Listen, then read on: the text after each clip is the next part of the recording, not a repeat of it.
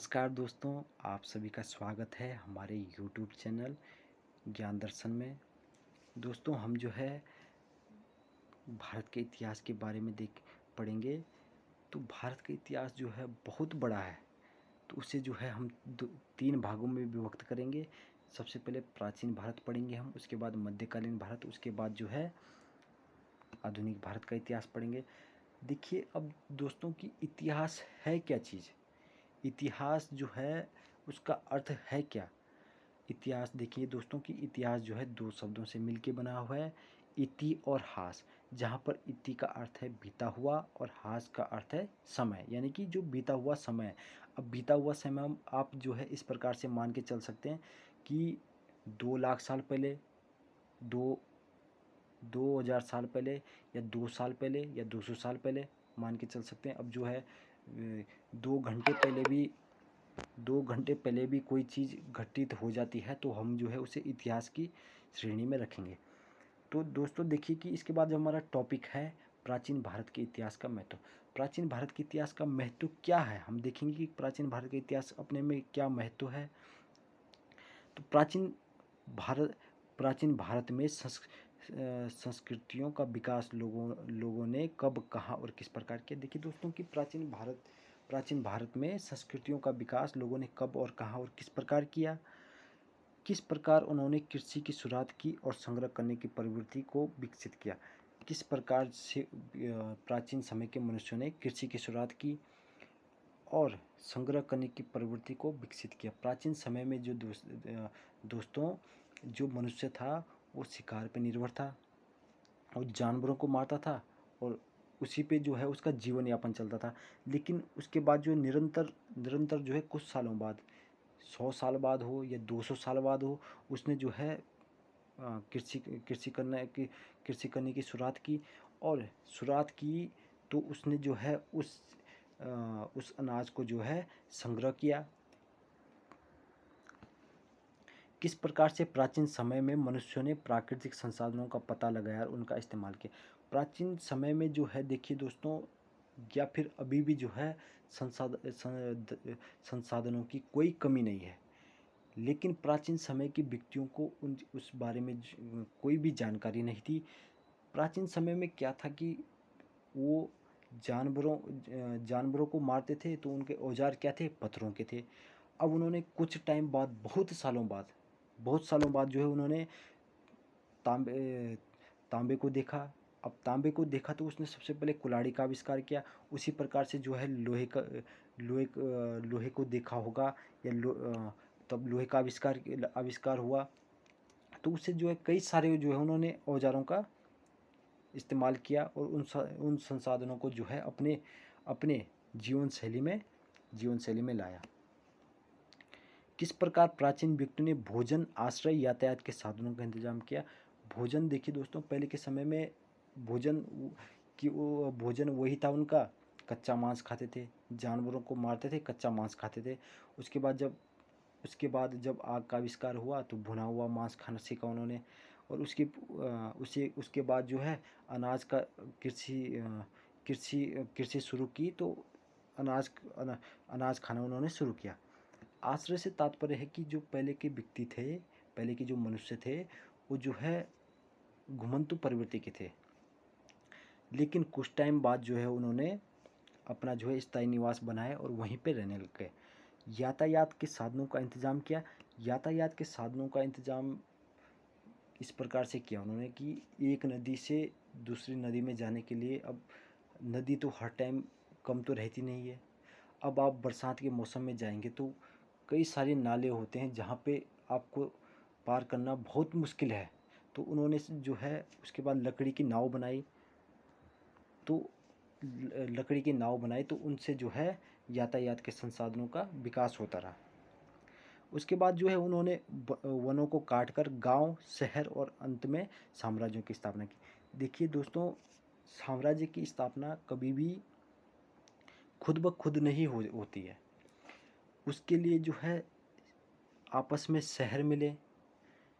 शहर का निर्माण तब होगा जब आपस में जो है गांव गांव मिले, तभी जाके जो है एक शहर का निर्माण हो गया। खुद ब खुद तो होगा नहीं कि आपने जो है एक गांव से जो है साम्राज्य को बना दिया। उससे जो है परस्पर लोगों का मिलन होगा। परस्पर जो है गांव से अगर एक गांव दो गांव में बसेंगे, चार गांव आठ गांव में बसेंगे, तो तब जाके जो है शहर का निर्माण होगा और उससे उसके बाद जो है साम्राज्य का निर्माण होगा। आज भारत में जितनी भी लेखन की शैलियाँ चलन में है, सब की सब प्राचीन लिपियों से विकसित है। देखिए दोस्तों, जो सबसे प्राचीन शैली है वो है ब्राह्मी लिपि। ब्राह्मी लिपि है लेखन की शैली। तो ब्राह्मी लिपि से जो है हर हर भाषा की लिपि का निर्माण हुआ है। आप गुजराती अगर गुजराती में लिखते हैं तो उसकी जो लिपि है वो भी ब्राह्मी लिपि से ही विकसित हुई है। हिंदी भाषा की जो लिपि है वो देवनागरी लिपि है, लेकिन उसका भी विकास ब्राह्मी लिपि से ही हुआ है। तो शैलियों का प्रचलन हुआ। अब आप जो है हिंदी को देख लीजिए या गुजराती को देख लीजिए, मराठी को देख लीजिए, सबका विकास जो है ब्राह्मी लिपि से हुआ है। विविधता में एकता। विविधता में एकता जो अगला टॉपिक है, विविधता में एकता से मतलब है कि विभिन्न लोग रहते थे और उनमें से जो है किस प्रकार की उनकी संस्कृति एक दूसरे में प्रामेवेश हुई। और अभी भी जो है हमारे हमारे हम जो है एकता बनाए रखे हैं। विभिन्न प्रजातियों और जनजातीय समूह का पारस्परिक जुड़ाव। देखिए दोस्तों, विभिन्न प्रजाति और जनजाति समूह की पारस्परिक जुड़ाव से मतलब है कि विभिन्न प्रजातियां, देखिए सबसे पहले जो है आर्य लोग आए तो उनके साथ जो है उन्होंने अपने में से कुछ लोगों को जो है अनार्य मान के चले। वो तो अनार्य हुए। अब उन पे जो है परस्पर मतभेद हुआ तो कुछ जगह जो है प्यार प्रेम भी रहा। तो उन्होंने जो है अपनी संस्कृति को जो है एक दूसरे में परमावेश किया। अब जो है उसके बाद भारत में बहुत सारे जनजातीय समूह हैं, जैसे द्राविड़ हो गया, इंडो ऑस्ट्रिक हो गया, या अब जो है इसके बाद मुस्लिम लोग आए। बहुत सारे लोग जो है भारत में आते गए और उनका जो है पारस्परिक एक तरह से जो है जुड़ाव होता गया। इसके बाद जो टॉपिक है, प्राचीन काल से ही भारत कई धर्मों की भूमि रहा है। भारत जो है हर विश्व में मैं ये मान के चल सकता हूँ कि हर धर्म से जो है भारत में रहते हैं। प्राचीन धर्म हमारा सनातन धर्म है। उसे जो है हिंदू मान के चलो, वो भी रहता है। हिंदू से जो है जैन हो गया, उससे जब टूटा तो जैन हो गया, और बौद्ध हो गए। बौद्ध लोग भी भारत में रहते हैं। सिख लोग भी भारत में रहते हैं। उसके बाद मुसलमानों का आक्रमण हुआ तो वो भी जो है भारत में रहने लग गए। ईसाई लोग जब आए भारत में तो वो भी यहाँ पे रहने लग गए। तो इस तरीके से जो है भारत जो है कई धर्मों की भूमि है। इसके बाद जो टॉपिक है, ब्राह्मण या हिंदू धर्म का और जैन बौद्ध धर्म का जन्म हुआ। अब जो है हिंदू धर्म को आप ब्राह्मण धर्म मानिए या सनातन धर्म मानिए, तो इससे जो है जैन धर्म और बौद्ध धर्म का जन्म हुआ। जैन बौद्ध और सिखों का, तीनों का जो है हिंदू धर्म से ही जन्म हुआ है। भारतवासी बेशक भिन्न भिन्न भाषा, धर्म और सामाजिक रीति रिवाजों को मानते हैं, लेकिन उनकी नियत जीवन शैली समान है। भारतवासी बेशक भिन्न भिन्न भाषाएं से हमारा जो है आशय है कि हर राज्य की अपनी भाषा है। भले ही हिंदी ज़्यादा स्थान पर बोली जाती है, लेकिन जो उसकी राज्य की भाषा है वो भी अपने आप में बहुत सारी जगहों पर बोली जाती है। अब आप मान के चलिए कि उत्तर प्रदेश में आएंगे। उत्तर प्रदेश में हिंदी हर जगह देखने को मिलेगी, लेकिन उनकी जो है क्षेत्रीय भाषाएं हर जगह पे थोड़ी अलग से मिलेगी। आप हरियाणा में चले जाइए, हरियाणा में भी थोड़ी हट के भाषा होगी। राजस्थान में चले जाइए, राजस्थान में भी भाषाओं का जो है दो भले राजस्थानी बोली जाती है, लेकिन राजस्थानी भी जो है 3-4 भागों में बंटी हुई है। जयपुरी हो गया, और आपका पश्चिमी राजस्थानी हो गया, मेवाती हो गया, मालवी हो गया। उसी प्रकार से आप महाराष्ट्र में मराठी बोली जाती है। और आप उत्तराखंड में जाएंगे तो उत्तराखंड में आपका गढ़वाली कुमाऊनी हो गया। बिहार में जाएंगे तो भोजपुरी अवधी हो गया।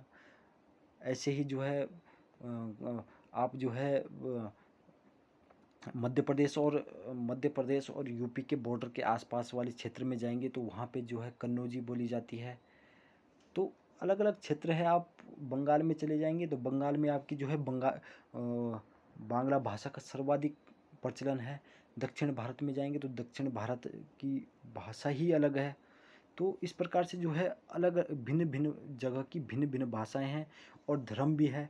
आप किसी राज्य में जाएंगे या किसी क्षेत्र में जाएंगे, वहाँ पे उस धर्म समुदाय के लोग ज़्यादा रहते हैं। अब आप कहीं किसी भी क्षेत्र में जाते हैं जहाँ पे मुस्लिम लोग रहते हैं तो वहाँ पे ज़्यादातर मुस्लिम लोग रहेंगे, या फिर जहाँ पे हिंदू लोग रहते हैं वहाँ पे ज़्यादातर हिंदू लोग ही रहते हैं।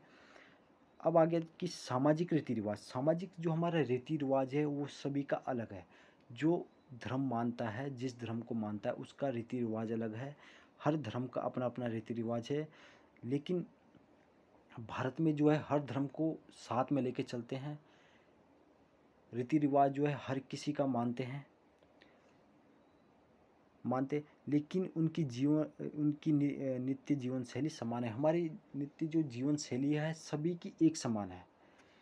भारत में जाति व्यवस्था फैल गई और उसमें मुसलमान और ईसाई भी प्रभावित हुए। भारत में दोस्तों देखिए, भारत में जाति व्यवस्था फैल गई। जाति व्यवस्था भारत में बहुत पहले से फैली है। पहले सबसे पहले दोस्तों कि देखेंगे हम वैदिक काल में जाएंगे तो वैदिक काल में क्या होता है कि वहाँ पे जो जातीय व्यवस्था थी वो जो है आपके व्यवसाय के आधार पे थी, ना कि आपके जन्म होने के आधार पे थी। तो हम जो है इस तरह से उदाहरण देखेंगे दोस्तों कि इस तरीके से आप उदाहरण समझिए कि किसी व्यक्ति के 4 पुत्र थे। 4 पुत्र थे तो एक जो है बहुत होनहार था तो उसने जो है उसको जो है ब्राह्मण की संज्ञा दे दी। दूसरा जो है दूसरा जो है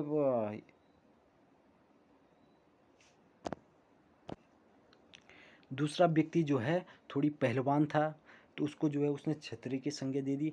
तीसरा व्यक्ति जो है पशुपालन कृषि में उसका ध्यान अधिक था तो उसको जो है उसने वैश्य का दर्जा प्राप्त दे दिया। और जो चौथा व्यक्ति था वो थोड़ी हर चीज़ में कमज़ोर था तो उसने उसने उसे बोला कि आप जो है इन तीनों की सेवा करिए। तो इस प्रकार से उसने जो है विभक्त किया। लेकिन उत्तर वैदिक काल में आते आते ये जन्म के आधार पे होने लगा कि जो ब्राह्मण होगा उसका बेटा ब्राह्मण ही होगा, और जो क्षत्रिय होगा उसका बेटा ही क्षत्रिय होगा, और जो शूद्र होगा उसका बेटा भी जो है शूद्र ही कहलाएगा। उसमें जो है उन्होंने ये व्यवसाय के आधार पे वो सिस्टम ही ख़त्म कर दिया। तो वो व्यवस्था जो है हर हर धर्म में जो है इस तरीके से फैल गई। अब मुसलमानों में देखिए, मुसलमानों में भी जो है 2, 3 या 4 जाति देखने को मिलती है। जैसे सैयद हो गया, शेख हो गया, मुग़ल हो गया, पठान हो गया। इसी तरीके से जो है ईसाई भी प्रभावित हुए, उनमें भी कई जातियों में विभक्त है। तो जातीय व्यवस्था से ये तात्पर्य था हमारा। तो दोस्तों ये वीडियो कैसी लगी आपको? अगर अच्छी लगी है तो लाइक और सब्सक्राइब ज़रूर करें और औरों को शेयर करें। अगर कुछ त्रुटि है तो कमेंट सेक्शन में अपना कमेंट